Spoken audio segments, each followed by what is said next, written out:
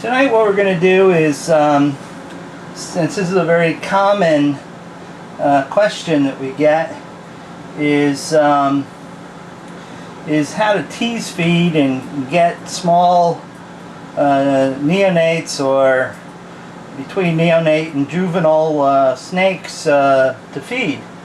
Tonight we're going to use some Trimessurus panaceus that were actually born in the snake bag on their way over here from Indonesia. Okay, since these are pit vipers, what I do is I heat the pink up really warm, not so it would burn them, and then I gently stroke the animal,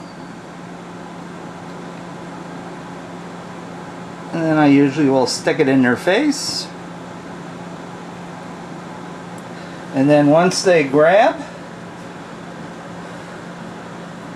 the whole idea is to let go, and then hopefully with some amount of luck it will start to feed on its own. It's a good sign, but not 100%. If they grab and hold this long, they're going to eat it.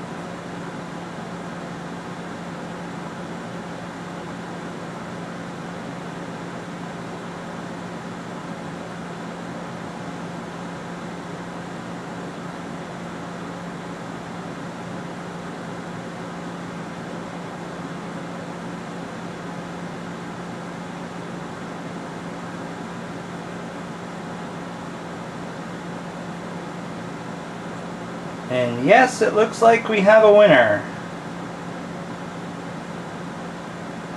These guys were a little tough to get started, but they're doing a lot better now. Now, if you look closely at its nose, you see the very tip is a dark tan, and then you see a lighter outer coat. Some of the animals that I got was like 10 of them out of this brood. Some of them didn't go through their first shed as well as one would hope, and that's a leftover shedding. And these are so small and so vicious, I figured if they're eating, I'm just going to leave them alone. I tried soaking it off, it wouldn't come off. Since we have feeding snakes, there's no reason to disturb them. They're going to shed very soon anyway with the amount of food they're getting and their growth rate. Now let's pause here and let me get another one. This is a female, and females feed a lot easier than males. So let's try a male next and see how our luck goes. This little beastie, I think, is a male, and these ate on the 24th, 2 days ago. It is now the 26th, but I'm going away on a business trip for the rest of the week, so I want to make sure that they get some food in them. Also, in case you don't know, a pinky mouse like I'm feeding is actually 87% water. Keeping them hydrated is always very important. Okay, now this is your typical male panaceus. He gets more defensive than interested in eating. Oh, whoop, a bite. And I'll let go. Up. Come on, bud. Yeah, I know you just ate. Males will also run rather than hold their ground.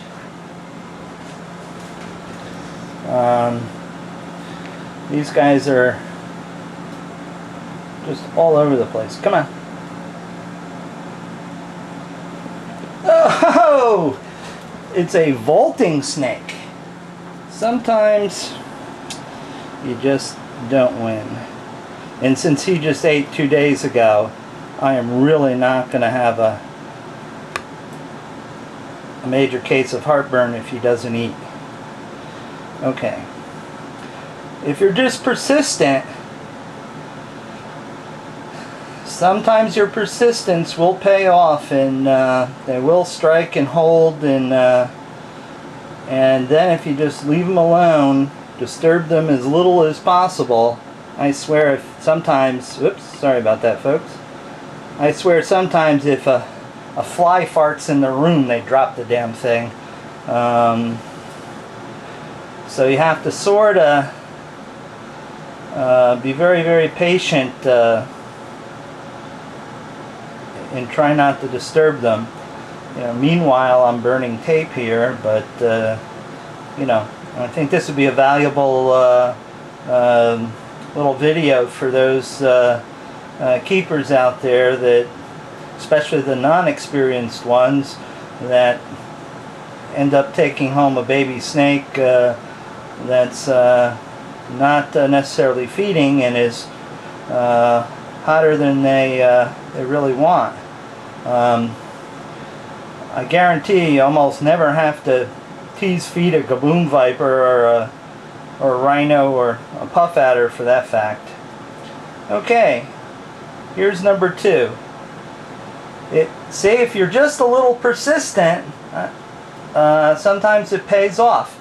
And this doesn't work 100% of the time for me either. No one's got a perfect system. The whole thing is just to try it and be consistent with it. And certainly, any of my colleagues out there, welcome to add their 2 cents, because nobody has a lock on this technique. Okay, folks, see this?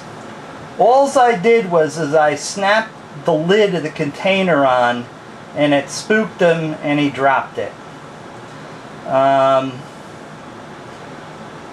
You know, I'm hoping he goes back, since he's got his saliva all over it and continues to eat it. But, you know, sometimes, you know, not sometimes, every single time, being rushed in your snake room is not the best way of doing things correctly and safely.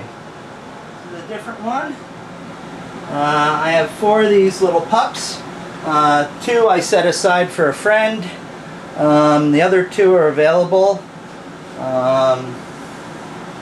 So it's no shameless sort of ad, but I got these guys doing really well. You've got the care sheets right there on the Hot Zone site. No use wasting 2 little good snakes. Come on, bud. Come on.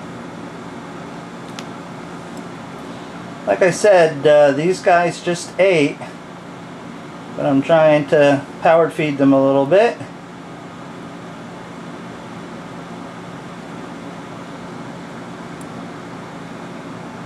I like how they hold on to anything with that tail.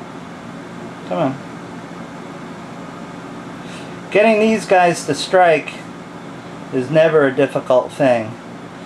Getting them to hold, though, is the issue.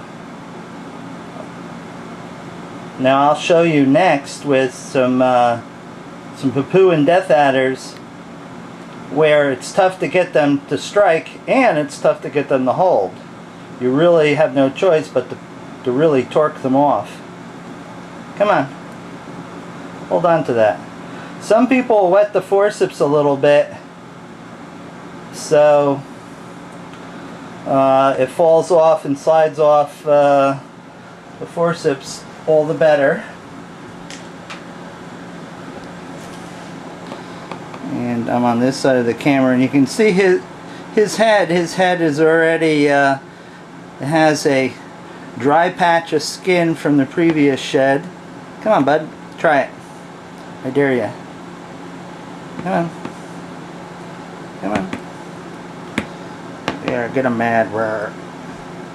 Sorry, bud. I gotta piss you off. Nope. Not at all interested in feeding.